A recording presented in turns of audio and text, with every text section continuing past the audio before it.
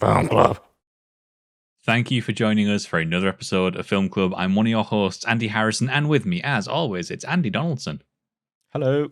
Every week in Film Club, we invite you along to watch a film with us, and this week we're taking a look at Room. We have a young mother and a young child, Jack, living in a small room, and they have a TV for entertainment. As we move on, we realise that they've been kidnapped. A child is raised through that said kidnapping, and we see this young family escape their boundaries and return back to normality. This is a very, very, very harrowing film. It's some absolutely brilliant performances, but the story is rough, to say the least. It is. Rough.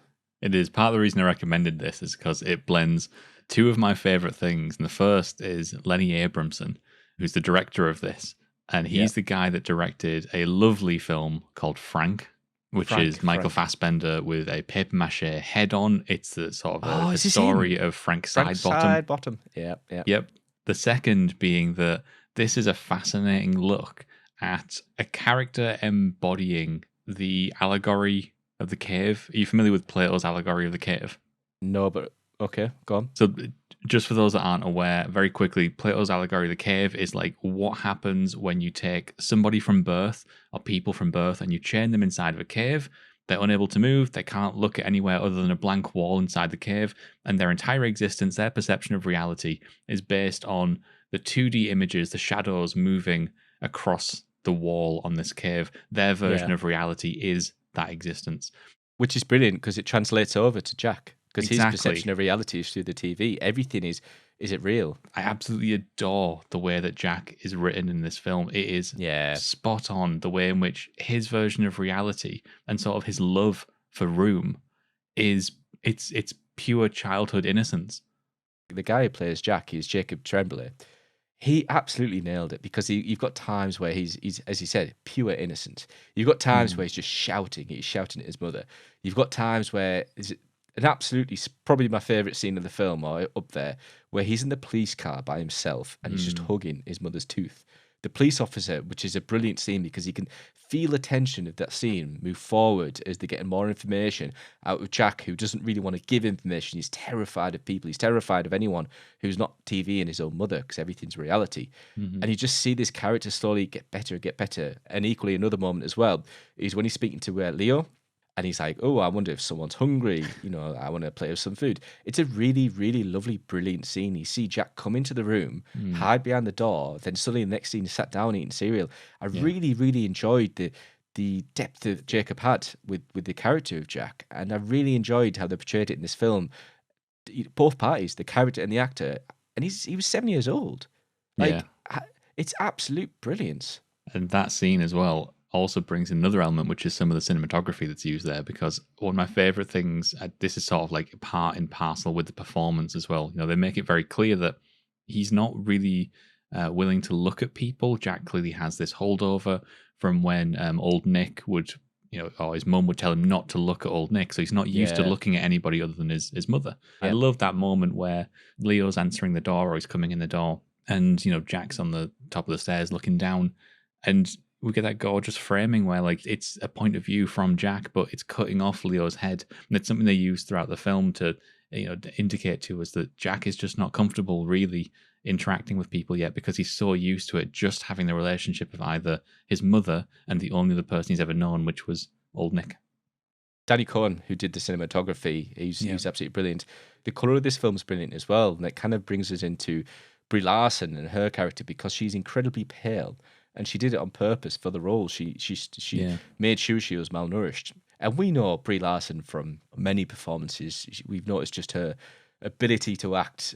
I probably haven't seen depth as much as I have in this and I have in others. Interestingly, the film that we both resonated really well with, which was Short Term 12, was the reason that she got this role. It was someone recommended after seeing the performance Short Term 12, which anyone who hasn't seen that, it's a fantastic film. Please watch it.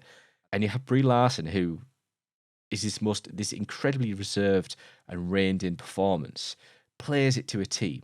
Then later on in the film, you see her kind of lash out in moments. You see her shout at her mother. You see her come back after, you know, unfortunately being in hospital herself. And you just have this, again, wonderful depth of character, this wonderful depth of acting. It's some of the best acting I've seen in the past few years. Yeah, I mean, absolutely. I think that everyone in the cast really sort of nails it. Even some of the smaller parts, you know, Oh, aye. I love the relationship with Jack and his grandmother. That really uncomfortable nature where we only get a couple of scenes with Brie Larson's father. He can't accept Jack, and he can't accept what's happened to his daughter. Oh, it's awful, isn't It's it? classic Jerry Lundegaard. But even to touch upon that, I also like Leo, the character of Leo. I love how this guy has had absolutely, he didn't lose a child. You know, he came to this family post incident. He's the one of the ones that's kind of the most calm and composed in everything. He takes Jack out for a walk. This is someone that even Joy's never seen before. I really enjoyed the character of Leo. I thought he was fantastic. Yeah, it's excellent. And obviously, what we're praising here really is the writing. So it's written by Emma Donoghue. Brilliant. Before she ever got the book distributed, she finished a screenplay of this particular film because she was so confident right. that the structure That's for it really would interesting. work for a film that she was like, Yeah. I'm going to write this. You know, no one else is going to write this. I know exactly how to structure this. You mentioned earlier the cinematography. Now, Danny Cohen, if I could just jump back to him for a second, because Danny Cohen is one of my favorite cinematographers. I don't know if you're aware of this, but he's the guy who shot stuff like The King's Speech, as well as Dead Man's Shoes and This Is England. Oh, no way. How did he not put that two together? He's so good at giving this very airy, very natural, cold atmosphere. Yeah. And you can see it throughout this whole film. But one of the favorite things that he does here, right, when we're in Room in the first portion of the film, Room to us, just like it does to Jack, it feels large. You know, we're getting lots of close-up shots. We're getting lots of stuff on the long end of a lens, lots of tight cinematography. The space is really, really well utilized. Although we're in that room for quite a while, we as an audience don't feel trapped. But then later on, when they go back to Room at the very, very end of the film, he does one of the best things he could have done, which is shoot them both in a wide-angle lens to put the two of them, as well as much of Room as possible, all into one shot to show us just how horrifyingly small that place was. Just as the characters and the acting has depth, the writing has depth, and as I just found out, the cinematography has depth. It's just it's deep. I don't know how else to phrase this, but it's just deep and harrowing and brilliant. Yeah, I think more than anything for me, it's the fact that that depth is executed with skill, it's executed with talent, and it's also executed with a lot of care and respect for the absolutely horrifically unfortunate truth that stuff kind of like this does happen in our Very much like this. Yeah. The sad thing is, if I'm honest, this is the first film where I've never been quite so happy that when it got to the end, it didn't say based on a true story. And yeah. If I'm honest, in that same instance, when it didn't pop up, I was angry at the fact that I couldn't point at this and say, I know exactly which story, you know, which real life story this is based on, because unfortunately it's based on a whole bunch of shit like this happening, and that it's really awful. fucking sucks. Yeah. The world is shit, but fortunately we're trying to do our best to make it better. By talking about Brie Larson in a Room. So there is Room. You can let us know in the comments below what you thought of Room. But Andy and I are going to be back once again next week where we're going to change it up with the Italian Job. Cheers, guys. So until then, get watching.